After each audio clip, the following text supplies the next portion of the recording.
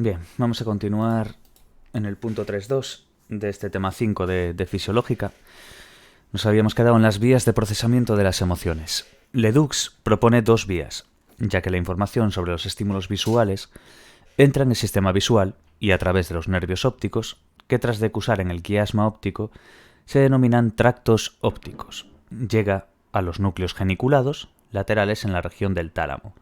Núcleo geniculado lateral, acordaos bien de eso. A mí esto ya me recuerda un poquito a psicobiología cuando se daba el tema de los sistemas sensoriales y demás. Entonces, que procesa la información visual y desde estos núcleos la información es enviada al mismo tiempo a dos estructuras. Y es lo que vamos a ver ahora, ¿vale? Entonces, Ledoux lo que propone son dos vías. Porque la información de los estímulos visuales entra en el sistema visual, lógicamente. ¿Y cómo? Pues a través de los nervios ópticos, que llega a lo que serían los núcleos geniculados laterales en el tálamo, ¿vale? Que procesa esa información visual y de estos núcleos, desde estos núcleos, la información es enviada al mismo tiempo a dos estructuras, que esas que vamos a ver ahora, ¿vale? Vamos a ver. Tendríamos a la corteza visual, donde se encadena pues una respuesta acertada, adaptada a la situación, que necesita un tiempo para su elaboración, lo que posibilita la integración entre la reacción emocional, el aprendizaje, las experiencias previas y la adecuación de la reacción a las circunstancias, lo que sería la vía cortical o vía lenta, que es la más consciente. Es importante entender que básicamente va a ser una vía cortical, que es la lenta, que sería la más consciente, y otra que es la vía talámica, que es la vía rápida, que es la menos consciente. Pero bueno. Ahora, a la amígdala, que envía a su vez al hipotálamo, ¿veis? Aquí la amígdala, bueno, se ve tanto en el esquema como lo que estoy diciendo, no tiene mucha historia. Entonces, a la amígdala, que envía a su vez al hipotálamo, y desencadena una respuesta de defensa-huida rápida y poco precisa. Precisamente pues por eso, porque es que tiene que ser rápida. Esta vía talámica es la vía rápida, es la menos consciente. ¿Pero por qué? Porque, a ver, tiene que ver con una respuesta de defensa-huida. Lógicamente no va a ser la vía lenta. No va a haber consciencia en eso tanto. Sin embargo, pues quedémonos con eso como la vía cortical, vía lenta, la más consciente, y luego la vía talámica, lo que sería la vía rápida, que es la menos consciente. Veis aquí los esquemas que os estaba diciendo antes. Esta es la vía rápida y esta es la vía lenta. Vamos a ver aquí. Vía rápida, estímulo emocional, ¿no? Hay un estímulo. Tálamo sensorial que pasa a lo que sería la corteza sensorial, que es la ruta alta o la ruta baja que va del tálamo sensorial a la amígdala. Y vemos aquí las respuestas emocionales. Luego veríamos en este lo que acabamos de decir ahora, la amígdala en medio, el tálamo sensorial, formación del hipocampo, corteza, este estímulo, y a la vez cómo va a través de la hipófisis, a través del tronco del encéfalo y a través del prosencéfalo, pues de la basal. Entonces, quedémonos bien con esta parte. De las vías del procesamiento de las emociones tendríamos la vía rápida y la vía lenta, por así decir, ¿vale? Tendríamos esa vía cortical como la vía lenta o la más consciente y la vía talámica como la vía rápida. Dentro de lo que es la vía cortical o vía lenta, que es la más consciente, es eso. Básicamente es que la corteza visual, donde se desencadena esa respuesta, y lo que fuimos viendo. Y luego pues sería a la amígdala, la que envía a su vez al hipotálamo y desencadena esa respuesta de defensa-huida, que sería lógicamente pues la vía rápida, la menos consciente. Vale, Ledoux mantiene que son dos sistemas independientes e interrelacionados, ¿vale? Importante eso.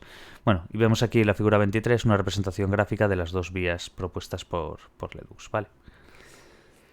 Bien, bueno, esto es un ejemplo de cómo mira, pues por ejemplo, un insecto. Vía sensorial, cómo va pasando, ¿vale? Entonces, algunas personas tienen más entrenada lo que sería la vía rápida. En este caso, pues la vía talámica, vamos, la menos consciente. Y otras, pues tienen más entrenada la vía lenta. El procesamiento emocional está al servicio de la supervivencia.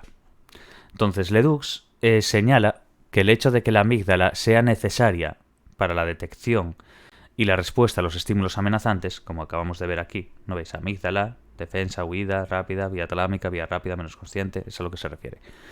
Entonces, Ledoux señala que es eso, que el hecho de que la amígdala sea necesaria para la detección y la respuesta a los estímulos amenazantes no implica en sí que esté involucrada en los sentimientos de miedo, ya que estos son conscientes y requieren la activación de áreas corticales donde haya una representación cognitiva de la amenaza en sí, que implicaría pues la interpretación del evento y la utilización de esa memoria semántica y episódica.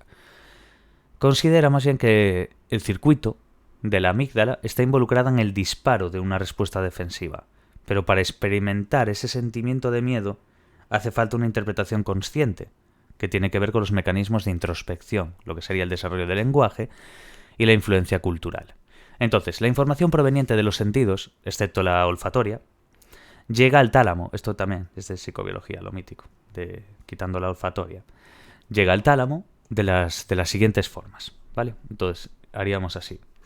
Esa información que proveniente en este caso de los sentidos, quitando la olfatoria, llega al tálamo de las siguientes formas. Puede ser por percepción visual, lo que sería pues los estímulos visuales, se conducen a través de los nervios ópticos formados por los axones de las células ganglionales de la retina, cruzan el hemisferio opuesto, porque van así de hecho, que decusan, en lo que sería el quiasma óptico, y a través de los tractos ópticos llegan al núcleo geniculado lateral, lo que hemos dicho exactamente antes, un poquito más detallado, pero básicamente es eso.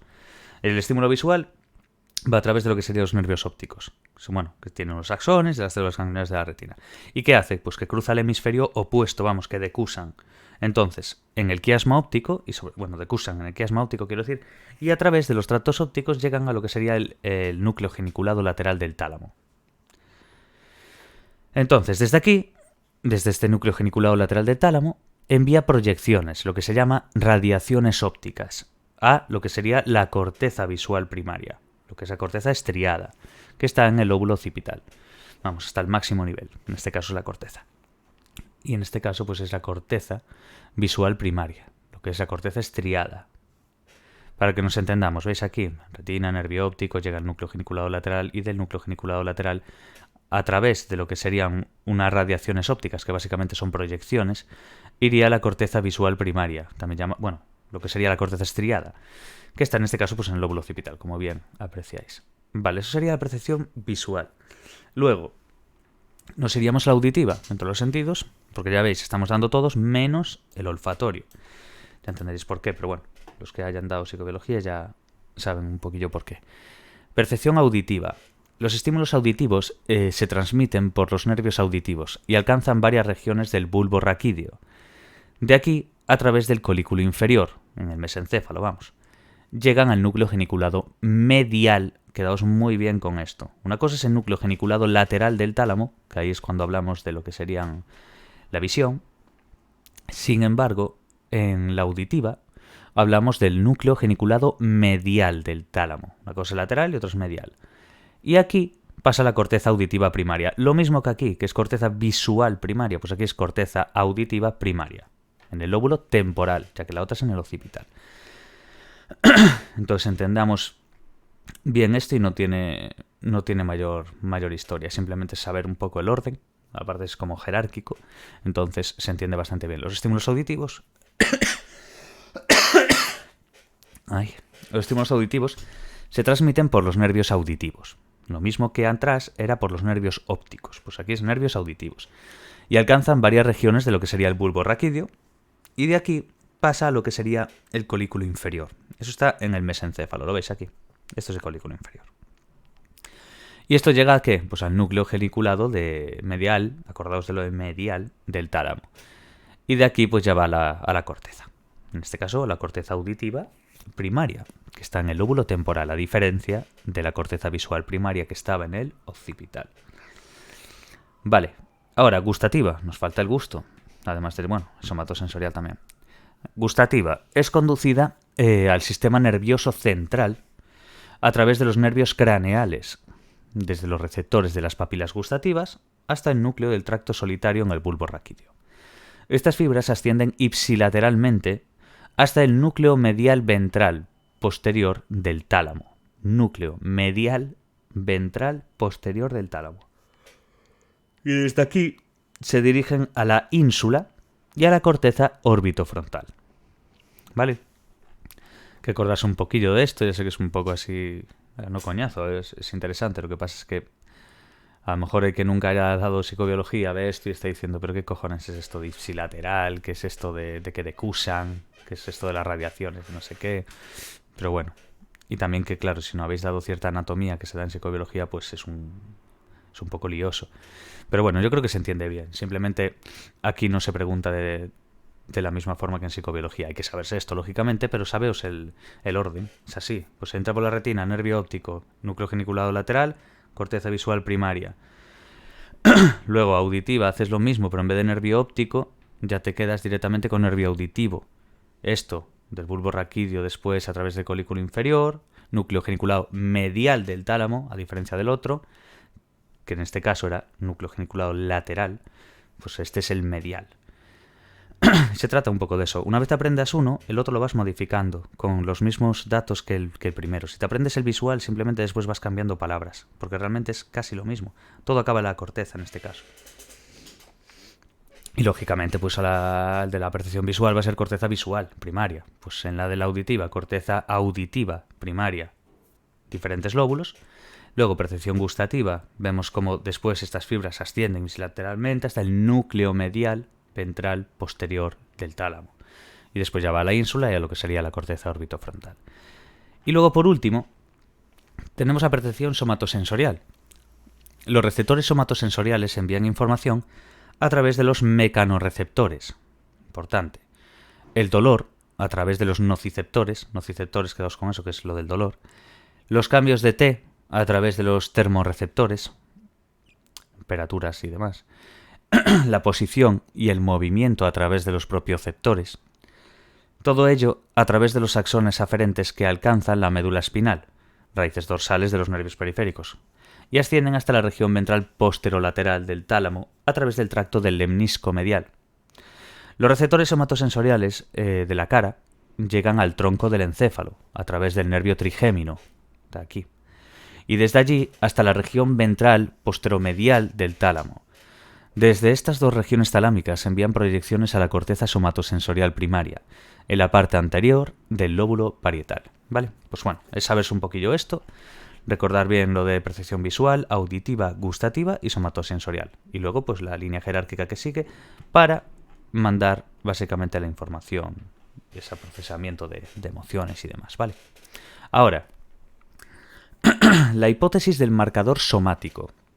Bueno, si repito mucho las cosas en este caso, no es a mal ni nada, simplemente es que suele ser preguntas de exámenes y demás. Entonces cuando las veo y recalco mucho o vuelvo a leer lo mismo es por eso, no por otra cosa. Vale, la hipótesis del marcador somático. Damasio propuso la hipótesis del marcador somático. En ella formula que los sentimientos son experiencias mentales de los estados corporales, similar pues a la propuesta que tenía William James. Los cambios corporales se graban con mapas topográficos en el cerebro y tienen la función de desencadenar respuestas fisiológicas homeostáticas. En cuanto estas sensaciones corporales llegan a la consciencia, se producen los sentimientos. Damasio considera que mientras las emociones son programas de acción, los sentimientos son las percepciones del estado corporal durante la emoción. Esto ya se citó al principio del tema, no sé si os acordáis. Entonces, Damasio lo que considera es que mientras que las emociones es básicamente un programa de acción, los sentimientos son las percepciones del estado corporal durante dicha emoción, ¿vale? Pero esta hipótesis no solo se refiere a los estados corporales, sino a que las experiencias previas se quedan grabadas en la memoria en forma de sensaciones, que pueden ser tanto agradables como desagradables, como ya sabéis. Esto hace que la persona se desencante un poquillo, iba a decir desencante, madre mía, cómo estoy, se decante es el inconsciente ya que habla. Entonces, esto hace que la persona se decante por las opciones asociadas a marcadores somáticos agradables y evite los adversos, lógicamente. Entonces, por lo tanto, la hipótesis de Damasio distingue. Esto es muy importante, ¿vale? Típica pregunta también. Hipótesis del marcador somático de Damasio. Pues, ¿qué tiene esto? ¿Qué distingue? Emociones y sentimientos. Que las emociones son reacciones corporales y la acción que promueve determinado estímulo. Hasta ahí. Ahora, ¿qué son los sentimientos? Pues se producen cuando la persona es consciente y toma perspectiva sobre estas sensaciones corporales, vamos, sobre sus emociones. Entonces podrían ser los precursores más primitivos de la consciencia. De ahí esta mítica frase también es el comienzo del tema, para que veáis cómo se va repitiendo un poco. Casi me cargo el teclado. Vale. Eso, emociones y sentimientos. Emociones como reacciones corporales y los sentimientos es cuando la persona en sí es consciente y toma una cierta perspectiva sobre esos sentimientos, sobre esas emociones, que básicamente son sensaciones corporales, reacciones corporales. Esas son las emociones. Sentimientos es la consciencia que coge la persona, que es capaz de elaborar la persona conforme a dichas emociones o sensaciones corporales o reacciones corporales, como se le quiera llamar. El rollo es que él interpreta, no solamente él, hay unos 2 o 3 autores más, Hall también y otros más, que lo que cogen es que podrían ser los precursores pues, más primitivos de la consciencia. Entonces quedaos muy bien con esa frase, ¿vale? Porque es también bastante típica.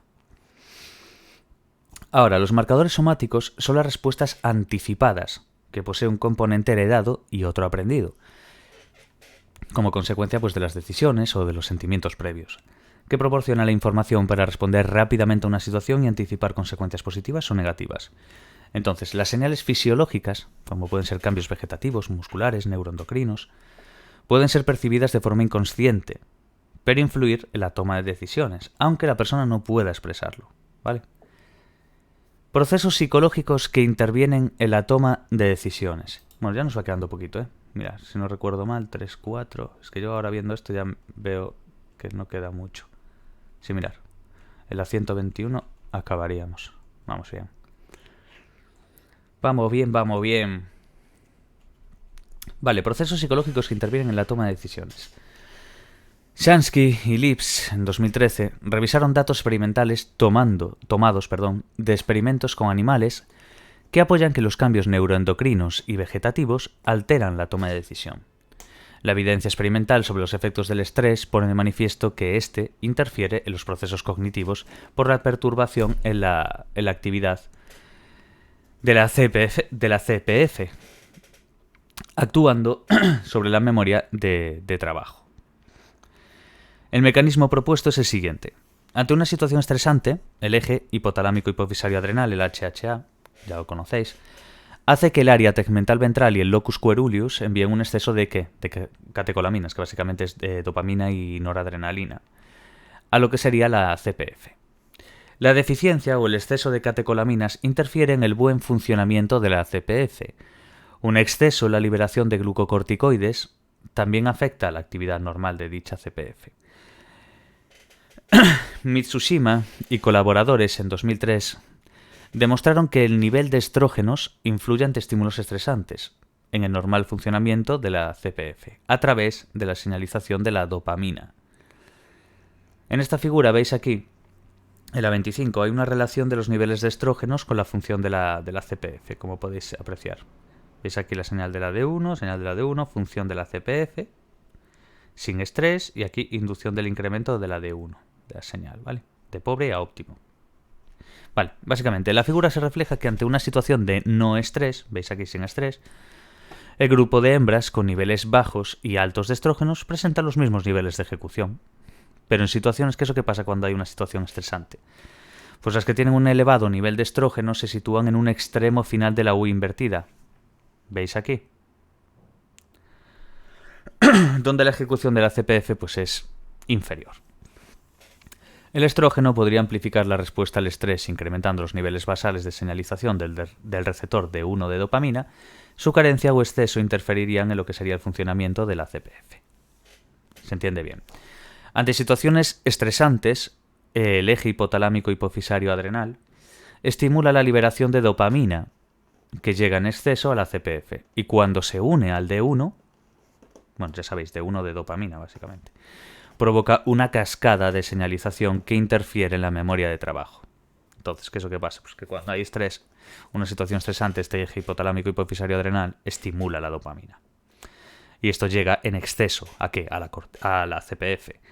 Y cuando se une con el D1, pues provoca esa cascada de señalización que lógicamente va a interferir con la memoria de trabajo. muy, muy normal, o sea, se entiende, es un poco por lógica, ya lo sacáis.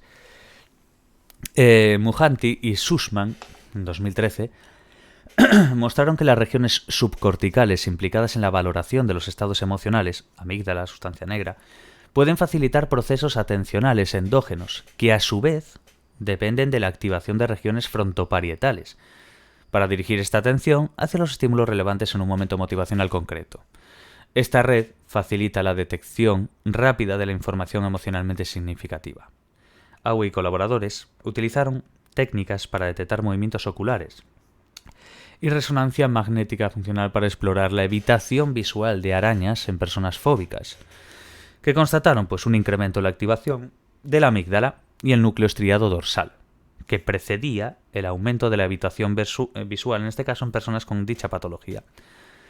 Con medidas periféricas sobre la activación autonómica también se mostró un patrón similar, sugiriendo que esta fobia a las arañas redirige internamente la atención con el fin de regular el estado emocional.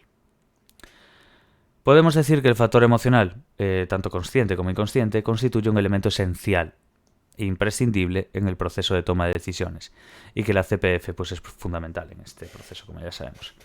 Prefrontal. Vale. Vamos al punto 4. Psicobiología de la expresión emocional. ¿Se puede controlar la expresión emocional? En la expresión voluntaria o involuntaria de las emociones están implicadas estructuras diferentes.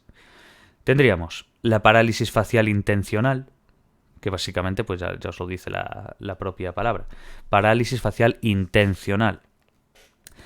Consiste en la dificultad para mover de forma voluntaria los músculos faciales y se produce por una lesión en la corteza motora primaria, que es donde se representa pues la cara, o en las conexiones de esta zona con el núcleo motor del nervio facial. Estos pacientes no pueden simular una expresión facial, pero pueden expresar emociones genuinas. ¿Qué pasaría con la parálisis facial emocional? Pues consiste en la ausencia de movimientos en los músculos faciales ante una emoción genuina, es al revés. En la parálisis facial lo que estamos viendo es que son pacientes que no pueden simular una expresión facial, pero sí que pueden expresar emociones genuinas. ¿Qué es lo que pasa con la parálisis facial emocional? Pues que hay una ausencia de movimientos en los músculos faciales ante una emoción genuina, sin que haya dificultad para moverlos voluntariamente. Los pueden mover voluntariamente, pero no tienen la emoción genuina. Vamos, al revés. Se observa en lesiones de diferentes estructuras, como puede ser la ínsula, sustancia blanca subcortical del lóbulo frontal o regiones del tálamo, que conectan con el sistema responsable de los movimientos voluntarios de los músculos faciales localizados en el bulbo raquídeo o en la región caudal de la protuberancia. Entonces, parálisis facial intencional y parálisis facial emocional. Esa parálisis facial intencional, como los pacientes no pueden... Bueno, viene de una lesión en la corteza motora primaria o en las conexiones de esta zona con el núcleo motor del nervio facial. Para eso hay que saberlo. Luego, dentro de esta parálisis facial intencional, estos pacientes no pueden simular una expresión facial, pero sí que puede pues, mostrar emociones genuinas. Sin embargo, la parálisis facial emocional ya os lo dice, pues básicamente es que no pueden hacer movimientos de los músculos faciales que vengan de una emoción genuina. Además, sin que haya en sí una dificultad para moverlos voluntariamente, quiero decir. Y ya aquí ya son lesiones pues en diferentes estructuras, desde la ínsula, sustancia blanca, bueno, ya, lo que acabamos de leer, o regiones mismo del tálamo. Y luego nos iríamos al punto 4.2, que sería lateralización de la expresión emocional. Para ver asimetría lateral en el procesamiento de las emociones, Seigem y Gur, en 1978, realizaron un experimento en el que presentaron imágenes de rostros con expresiones emocionales uniendo los lados izquierdos o derechos, caras híbridas o quiméricas, vamos. Concluyeron que las mitades izquierdas eran más expresivas que las derechas. Como el control motor de los músculos faciales es contralateral, dedujeron que el hemisferio derecho es más expresivo. Quedaos con eso, ¿vale? Esto es lo que vamos a hablar ahora, es de la hipótesis del hemisferio derecho. Pero bueno, dedujeron eso, que eran más expresivas que las mitades izquierdas eran más expresivas que las derechas. Lo que pasa es que el control motor de los músculos faciales es contralateral. Entonces dedujeron que el hemisferio derecho sería el más expresivo. Y después entraría lo que sería la hipótesis del hemisferio derecho. que es que básicamente indica que el hemisferio es superior al izquierdo en este análisis. Pero bueno, quedaos bien con eso, ¿vale? Y muy bien con lo del parálisis facial intencional y parálisis facial emocional, ¿vale? Intencional, como estos pacientes no pueden simular una expresión facial, pero sí que pueden tener emociones genuinas. Y la emocional al revés. Vale, hipótesis del hemisferio derecho. Indica que este hemisferio es superior al izquierdo en el análisis de las emociones. Vale. Hipótesis de la valencia. Señala que en función de la valencia de la emoción, ya sabéis, positiva o negativa, domina un hemisferio u otro. Parece que el derecho domina el procesamiento de las emociones negativas y el izquierdo el de las positivas. ¿Vale? Y luego tendríamos la hipótesis de la valencia modificada. Perdón, que dormí irregular. Indica que la corteza prefrontal presenta una especialización en función de la valencia. La corteza prefrontal izquierda en las emociones positivas y la derecha en las negativas. Ya veis, es un poquillo... Si lo veis aquí, hacéis comparativa con la anterior. Mirad, aquí es la corteza prefrontal izquierda en las emociones positivas. Aquí la izquierda también la pone en las positivas. Entonces, cuando veáis esto, es igual que la hipótesis de la valencia, simplemente que es modificada dentro de lo que sería prefrontal. Y luego, el resto de las estructuras corticales y subcorticales presentarían superioridad del hemisferio derecho. Entonces, quedaos con eso, ¿vale? Quedaos con que dentro de la hipótesis, es que cada una ya os lo dice el título. La hipótesis del hemisferio derecho, pues que el hemisferio indica que este hemisferio, el derecho, es superior al izquierdo en lo que sería el análisis de las emociones. Luego, la hipótesis de la valencia, tanto positiva como negativa, pues domina un hemisferio u otro. ¿Por qué? Nos dicen que parece que el derecho tiende más a la negativa y la izquierda a la positiva. Lo mismo abajo en la hipótesis de la valencia modificada, sin embargo, pues ya os lo dice el propio título, modificada. Vale. Punto 4.3. ¿La expresión emocional está culturalmente determinada? Es una pregunta importante. Según Margaret Mead, la expresión emocional es producto exclusivo de la cultura. Ekman se dispuso a corroborar la hipótesis. De hecho, viajó a Papúa Nueva Guinea, para estudiar las expresiones faciales de la tribu Fore. Comprobó que estos podían identificar las emociones en las expresiones faciales al mirar fotos de personas de otras culturas, por lo que concluyó que existen como ciertas expresiones faciales universales, que son 6: felicidad, ira, miedo, tristeza, repugnancia y sorpresa. En 1990 amplió la lista. Posteriormente estudió las microexpresiones faciales.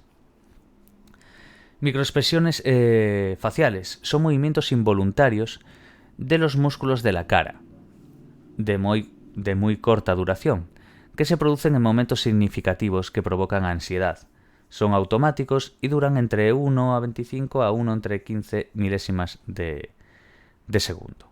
Son microexpresiones faciales muy pequeñitas. Esto me recuerda, de hecho, es que creo que se basaran, de hecho, en el libro de Ekman. Esta serie tan controversial que se llamaba Miénteme, me acuerdo. Y hablaban sobre cómo mentimos, el por qué mentimos, y luego hablaban también de las microexpresiones faciales. Y ponían vídeos, por ejemplo, de políticos. Me recuerdo que de aquella ponían de Obama, ponían de Bush, ponían de tal. Y hacían detalles y decían, mirad, aquí está mintiendo. Y después se veía que efectivamente había mentido en eso porque los habían cachado en ciertas cosas. El lenguaje no verbal, sobre todo, el poner las manos atrás, rascarse la nariz, tirar de la oreja, todas estas cosas. Y era muy interesante. Y yo recuerdo haber buscado sobre en qué se basaba la serie, porque me imaginaba que se basaría en algo tal, y creo que era Ekman.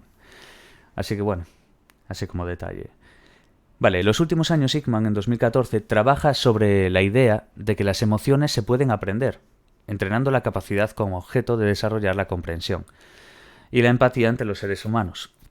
Es posible aprender la expresión, la inhibición y la percepción de las emociones. ¿Podría existir un mundo mejor si todo el mundo desarrollara en sí mismo la compasión global hacia todos los seres humanos? Las emociones no son inmutables. Pues sí. Punto 5. Psicobiología de las emociones más directamente implicadas en la supervivencia del individuo y de la especie. Vamos a ver ahora, esto es bastante interesante.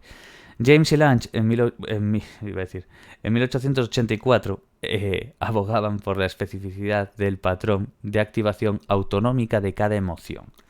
Cannon y Barth, en 1915, defendían la existencia de una activación general inespecífica para todas las emociones.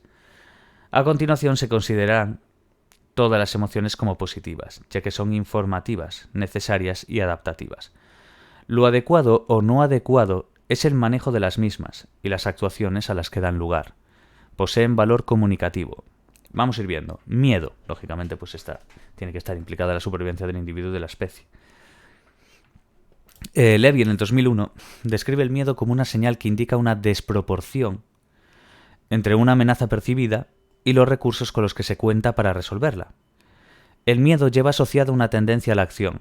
Se deben elaborar planes de afrontamiento, evitación o huida, para lo que se activa el sistema nervioso periférico, como ya sabemos.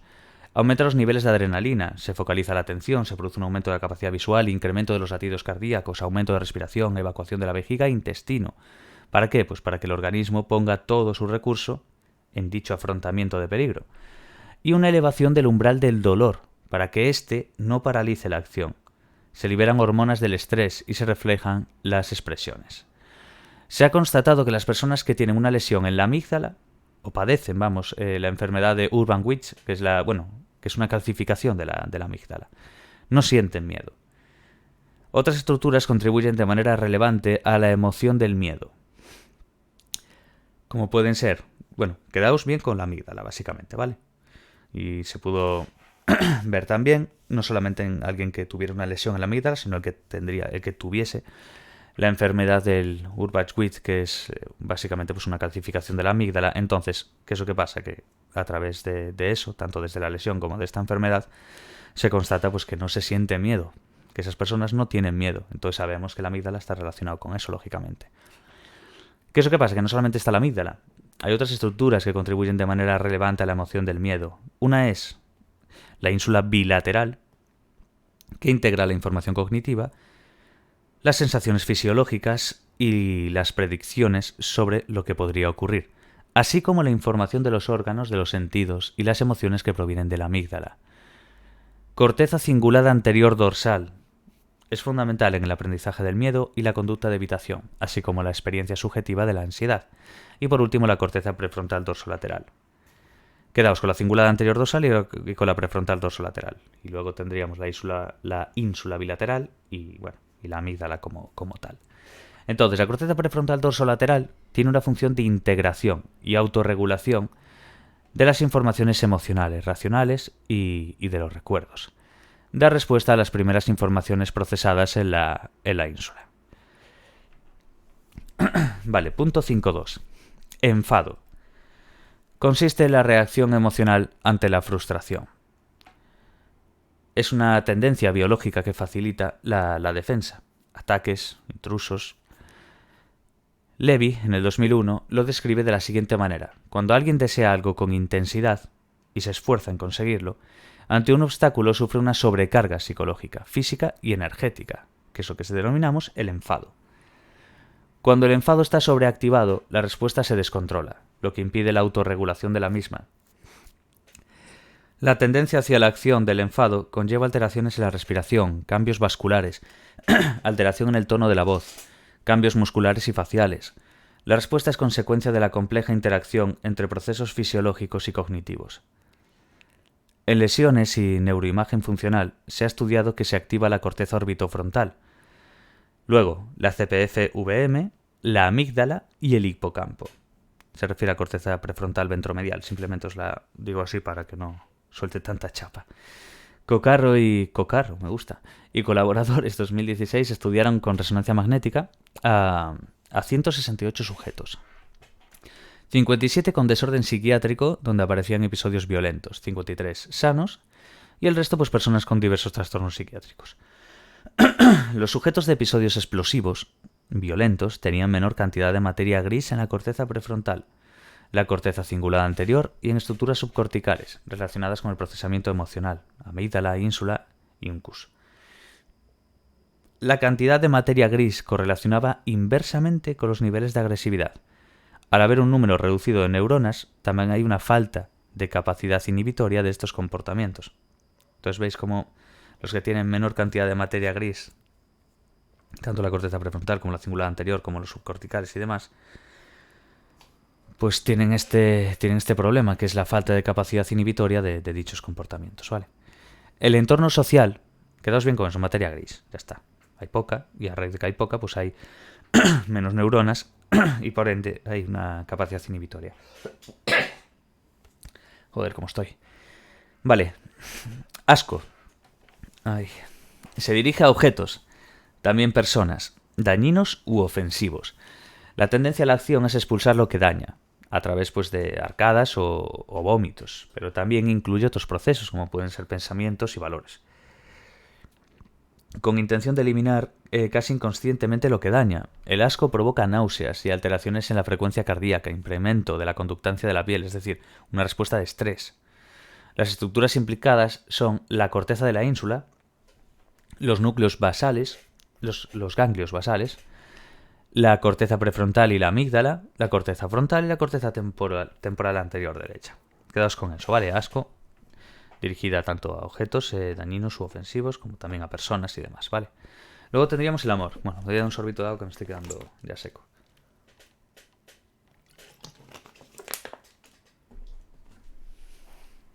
Vale. Amor. El amor y el afecto promueven la cohesión grupal y el cuidado de los congéneres.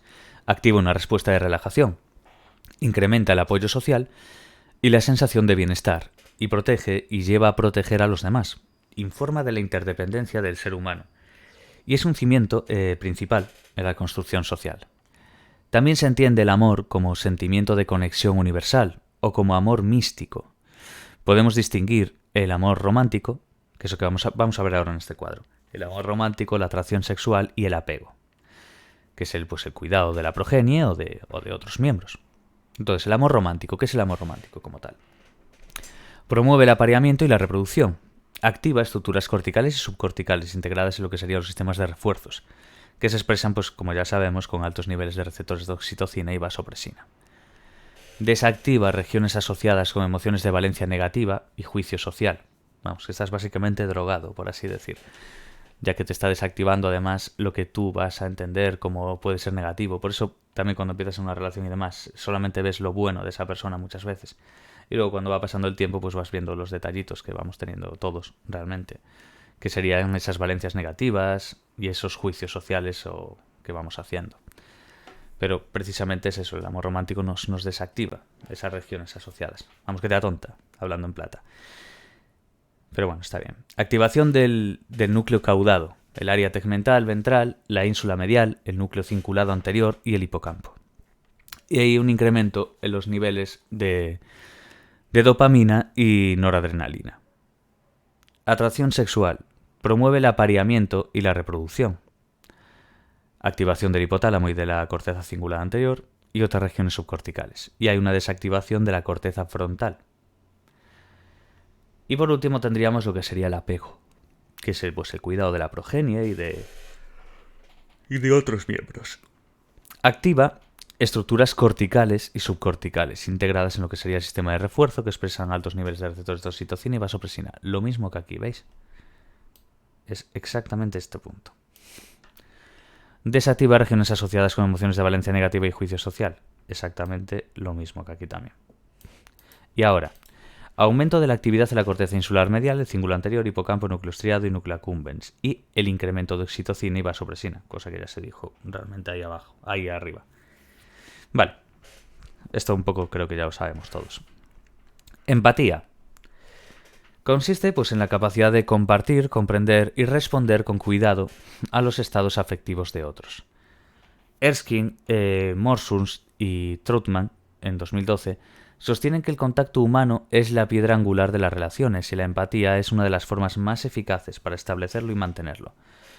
El malestar psíquico surge en gran medida de la insatisfacción reiterada en las relaciones personales con respecto a la comunicación y la intimidad. La tendencia a la acción, asociada a la empatía, es el contacto humano, imprescindible para el normal desarrollo de los bebés. Rizzolatti y Sinigaglia, en 2006, han descubierto que en nuestro cerebro se activan las mismas neuronas tanto cuando sentimos una determinada emoción como cuando percibimos que la está sintiendo otra persona. son las neuronas especulares. Esto casi todo el mundo las conoce como neuronas espejo, con las que el actor y el observador se hallan en estados semejantes. La ínsula es el centro del mecanismo espejo, y es donde están representados los estados internos del cuerpo. Es el centro de integración visceromotora, cuya activación provoca la transformación de los inputs sensoriales en reacciones viscerales, sin la participación de la ínsula. La emoción se comprende racionalmente, pero no se siente. Hein y colaboradores en 2016 demostraron que la empatía aumenta el comportamiento altruista de las personas egoístas. Mediante resonancia magnética funcional, los participantes tenían que tomar decisiones altruistas o decisiones de reciprocidad. Deseo de corresponder a la bondad anterior de alguien. Las regiones cerebrales implicadas fueron altruismo empático y generosidad recíproca. Altruismo empático, pues una ligera inhibición en la conexión que une la ínsula anterior y el núcleo estriado ventral del cerebro. Los sujetos prosociales mostraban mayor activación en la conexión entre lo que es la corteza del cíngulo anterior y la ínsula anterior. Generosidad recíproca, activación de la conexión que une la ínsula anterior y el núcleo estriado ventral del cerebro. Las personas más egoístas pues mostraban una conexión baja o nula entre la corteza del cíngulo anterior y la ínsula anterior. Quedaos con eso, ¿vale? Lo que diferencia a una persona egoísta de una que sea más altruista o más empática o como se le quiera llamar, básicamente es que las personas más egoístas tienen una conexión baja o nula. ¿Entre lo qué? Entre lo que es la corteza del cíngulo anterior y la ínsula anterior. Sin embargo, pues como vimos en el altruismo empático, hay una ligera inhibición en unas conexiones de ínsula anterior y núcleo estriado ventral del cerebro. Entonces los sujetos prosociales lo que tienen es una mayor activación en la conexión de la corteza del cíngulo anterior y la ínsula anterior. Quedaos con esto. Es esta frase de aquí y esta de aquí abajo, ¿vale? Altruismo empático, como se quiera llamar. Los sujetos prosociales mostraban que tienen una mayor activación. Sin embargo, las personas egoístas tienen una menor, una conexión más baja o incluso nula.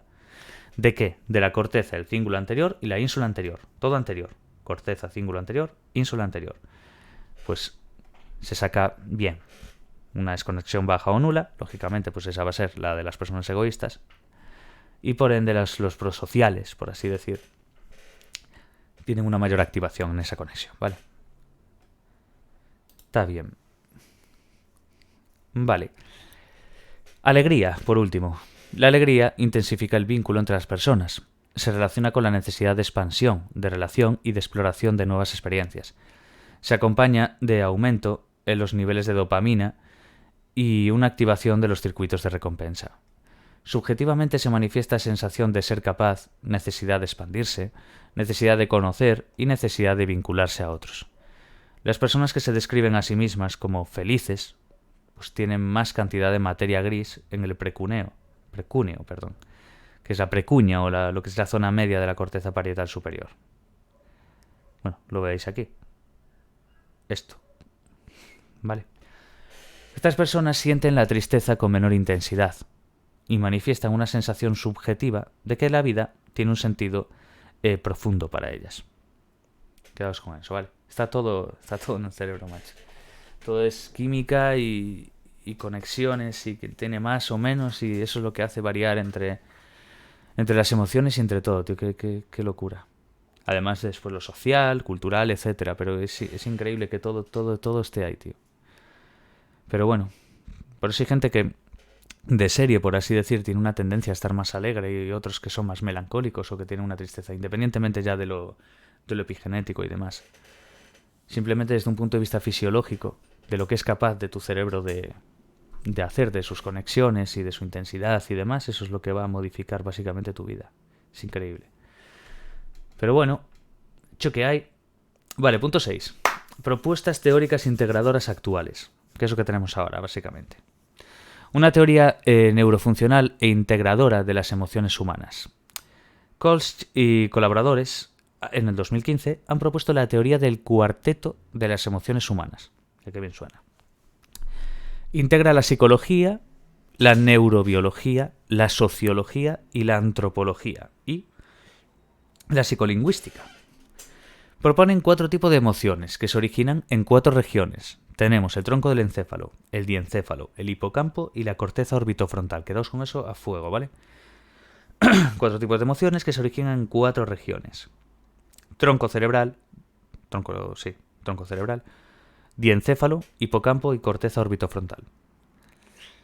Estos 4 sistemas efectivos han surgido en momentos evolutivos diferentes, pero interactúan entre ellos y con los sistemas emocionales efectores. Los sistemas emocionales efectores incluyen sistemas motores, procesos de activación fisiológica periférica y sistemas de memoria y atención. La actividad de los sistemas afectivos y efectores se integra en un sentimiento subjetivo preverbal, que puede ser transformado en un código simbólico, en el lenguaje, que de hecho es después una de las cosas que vamos a ver en el siguiente tema. La evaluación cognitiva consciente puede regular e iniciar la actividad de los sistemas. El sistema afectivo centrado en la corteza orbitofrontal transforma rápida y automáticamente la información, con una primera valoración cognitiva que genera el modo automático de los marcadores somáticos. El sistema afectivo centrado en lo que sería el hipocampo, quedaos bien con esto, ¿vale? Lo estoy leyendo así un poco, pero bueno. Lo que dijimos aquí atrás. ¿Os acordáis? Tronco cerebral, diencéfalo, hipocampo y corteza orbitofrontal. Pues vamos, corteza orbitofrontal, marcadores somáticos. Quedaos con eso. Es una transformación rápida, automática de la información, pero bueno, quedaos marcadores somáticos. El sistema afectivo centrado en el hipocampo. Digo de marcar así, porque tú después cuando haces el siguiente repaso ya os va a sonar todo eso y después vais metiendo los detallitos. Porque en una primera lectura o en un primer estudio, sí, te quedas pues con un porcentaje, pero lógicamente no te lo vas a saber todo de arriba abajo. Es mejor quedarse con la base y no sobrecargar con información para así después en la siguiente lectura ir con los detalles. Sin embargo, si te metes muchísima caña ahora, a ver, salvo que seas un privilegiado, que no es mi caso, te vas a saturar y no te vas a liar más de lo que considero. Ahora te tienes que quedar como con el esqueleto de la materia y después ya le vas metiendo. Eso es, es mi forma de hacerlo, claro. El sistema afectivo, centrado en el hipocampo en este caso, está relacionado con las emociones de apego. Hipocampo, apego. Corteza orbitofrontal, marcadores somáticos. Ahora, sistema afector centrado en el diencéfalo, tálamo y hipotálamo, tiene las funciones endocrinas y los componentes vegetativos, así como la motivación hacia las necesidades corporales. Y luego el último, el que sería el sistema afectivo centrado en el tronco del encéfalo, tiene función en la activación ascendente a través de las proyecciones, tanto colinérgicas como monoaminérgicas, modulando la atención, la alerta, los ciclos de sueño y vigilia. Eso ya lo sabemos, porque es el tronco del encéfalo. Vale, esto sería la teoría neurofuncional e integradora de las emociones humanas. Coles y colaboradores 2015, teoría del cuarteto de las emociones humanas. Quedaos muy bien con eso, ¿vale? Es lo que quieren es integrar básicamente la psicología, sociología, neurobiología, antropología, todo esto, ¿vale? Y quedaos con cada una con sus puntos. Hipocampo, apego. Diencéfalo, tálamo, hipotálamo, más bien las motivaciones de las necesidades corporales. Corteza orbitofrontal, marcadores somáticos. Y el tronco del encéfalo, lo que acabamos de decir. Atención, alerta, ciclos de sueño, vigilia. Punto 6.2. Modelo integrador multijerárquico de los procesos corporales de la emoción. Smith y Lane, 2015, mismo año. ¿Veis? Importante, pues si os liáis con la fecha, porque a veces puede pasar. Han diseñado un modelo que integra todos los modelos basados en la valoración cognitiva, en la experiencia emocional y en la regulación emocional. Se basa en 5 puntos. 1.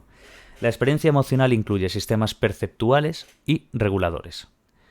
2. Cada uno de esos sistemas está organizado jerárquicamente. 3. Los sistemas de valoración emocional requieren mecanismos iterativos de ajuste de los estados cognitivos y somáticos. 4. Los estados emocionales corporales son detectados a través de una vía jerárquica interoceptiva. Y 5. La regulación emocional tiene lugar a través de un control jerárquico de los estados somáticos y mecanismos de valoración.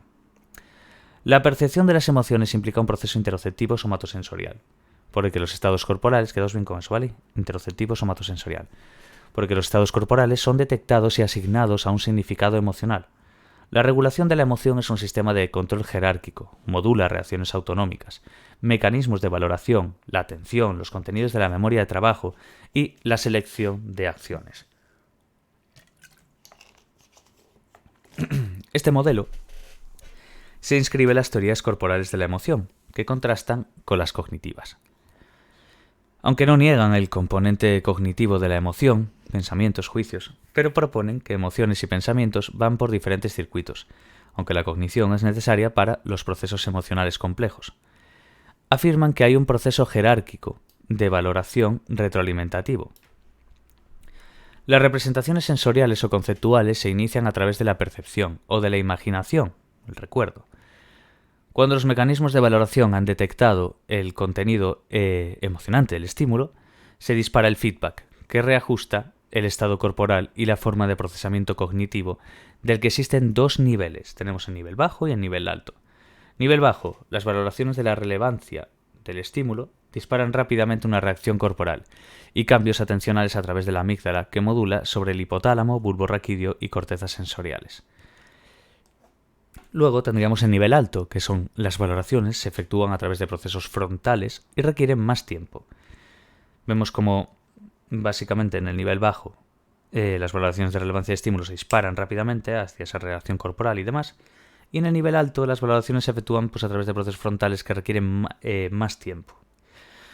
Ocurre cuando el nivel bajo ya se ha puesto en marcha y redefine y modula las primeras valoraciones para adaptar las respuestas. Puede concluir con una representación estable del significado afectivo a través de la corteza prefrontal ventromedial. Vale, cuando se activa de modo predictivo una representación de conceptos emocionales, la ventromedial puede generar diferentes representaciones corporales, basadas en mecanismos de aprendizaje, emociones ya experimentadas. Estas representaciones también pueden guiar la toma de decisiones en ausencia de suficiente feedback corporal. Cuando se dispara un cambio en un estado emocional corporal y este es modulado por la valoración jerárquica y los mecanismos reguladores, señales aferentes transmiten esos cambios a través de varias regiones cerebrales a través de 3 niveles. Tendríamos, primer nivel, importante esto, ¿vale? La representación de la actividad de diferentes partes del cuerpo tiene lugar en núcleos del bulbo raquídeo y de la ínsula posterior. Bulbo raquídeo e ínsula posterior. Representaciones de la actividad en diferentes partes del cuerpo. Tienen lugar en eso, en el bulbo raquídeo e ínsula posterior. Eso es primer nivel. Segundo nivel. Los patrones de actividad de toda la actividad corporal se generan a través de la integración de todas las representaciones del primer nivel en la ínsula medial, ¿veis la diferencia? Y la ínsula anterior. Y luego en el tercer nivel, las representaciones son derivadas, en este caso, a la CCA rostral y a la CPF medial.